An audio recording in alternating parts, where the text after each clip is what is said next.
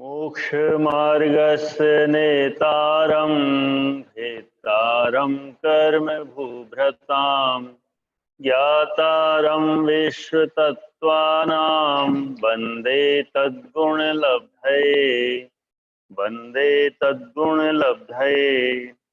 शून्यागार विमोचित आवास परुप्रोध अकरण भैक्ष शुद्धिस धर्म विसंवादः पंच। 6 अर्थ शून्यागार, विमोचितावास, परोप्रोधाकरण, भैक्ष शुद्धि और सधर्मा विसंवाद ये अचौर्य व्रत की 5 भावनाएं हैं।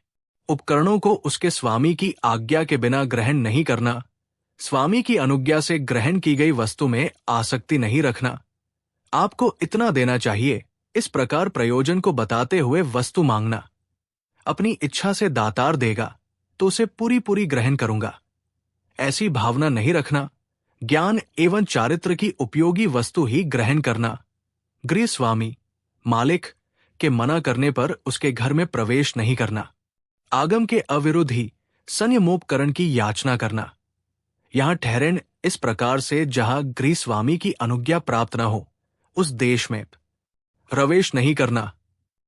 आवी 1202 से 3। 1 आहार आदि ग्रहण करने में शुद्धि। 2 कुटिल कार्यों के अनुमोदन का त्याग।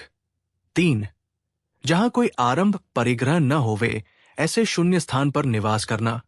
4 उस स्थान पर रहना जिसे लोग छोड़ गए हों। 5 प्रत्येक अवस्था में सत्य धर्म के प्रति अक्षुण्ण अनुराग बनाए रखना। वरांग चारित्र 31/78। 1 परिमित आहार लेना। 2 तपश्चरण योग्य आहार लेना। 3 श्रावक के प्रार्थना करने पर आहार ग्रहण करना। 4 योग्य विधि के विरुद्ध आहार नहीं लेना। 5 प्राप्त हुए भोजन में संतोष रखना।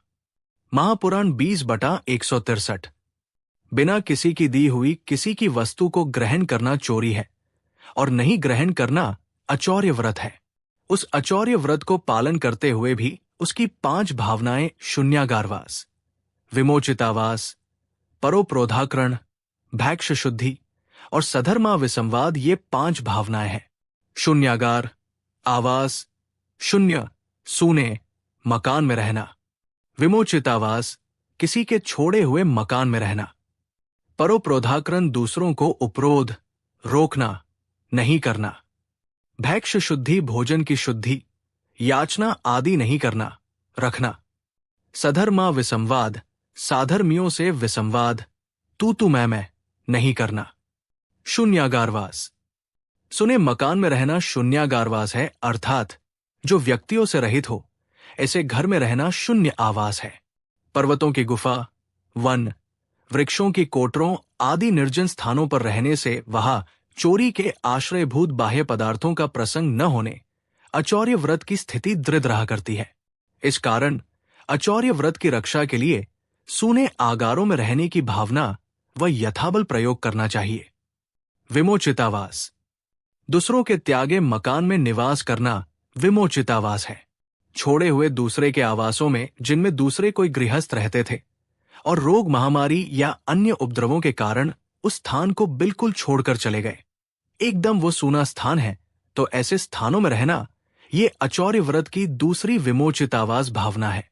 इस भावना से किसी के घर की चोरी की भावना भी नहीं रहती है। आए और चले गए ये विमोचितावास है। परोप्रोधाकरण जहां आप ठहरे हैं वहां दूसरों को आने से नहीं रोकना परोप्रोधाकरण है, क्योंकि वो आपकी निजी वस्तिका नहीं है। जो भी आया है उसका उसके ऊपर अधिकार है। प्रथम बात तो यह है कि दूसरों को ठहराने से वही पुरुष रोक सकता है जिसके पास कुछ परिग्रह हो। द्वितीय बात यह है कि कुछ अपनी क्रिया में त्रुटि हो, सो वो अपनी त्रुटि छिपाने के लिए अथवा कोई कुछ चुरा न ले जाए इस भावना से दूसरे को मना करेगा, तो उसको ऐसी अपनी नियशल्य स्थिति रखना चाहिए कि दूसरे को मना करने का प्रसंग ही न करना पड़े। तब प्रवृत्ति ये रखना चाहिए कि जहां खुद ठहरे हैं वहां कोई भी साधर्मी आकर ठहरे, किसी को मना न करना, ये भावना अचौर्य व्रत की साधक है। भैक्ष शुद्धि आचार शास्त्रों में बताई विधि के अनुसार ही भिक्षा लेना भैक्ष शुद्धि है, अर्थात 32 अंतराय एवं 46 दोष आदि टालकर भोजन करना, उसकी गलतियों को न छुपाना भैक्ष शुद्धि है। इसमें स्वादिष्ट वस्तु को अपने हिस्से से अधिक खाने में चोरी का दोष लगता है। मार्गानुसार आहार करने वाले पुरुष के आहार विषयक चोरी की संभावना है, अथवा अपने किसी बुरे परिणाम को करने और छुपाने की आवश्यकता नहीं होती। इससे भैक्ष शुद्धि अचौर्यवृत्ति की साधक है।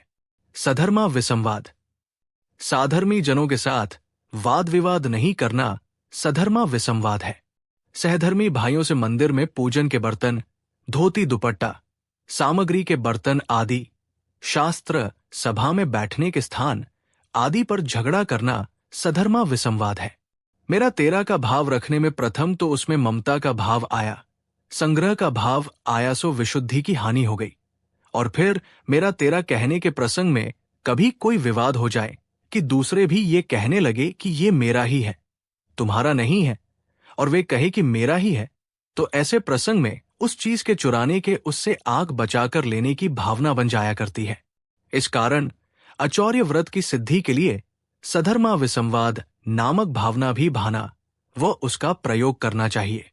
ये अचौर्य व्रत की 5 भावनाएं हैं। तत्वार्थ सूत्र अध्याय 7 सूत्र 6 से अचौर्य व्रत की 5 भावना की व्याख्या पूरी हुई। जिनवाणी माता की जय।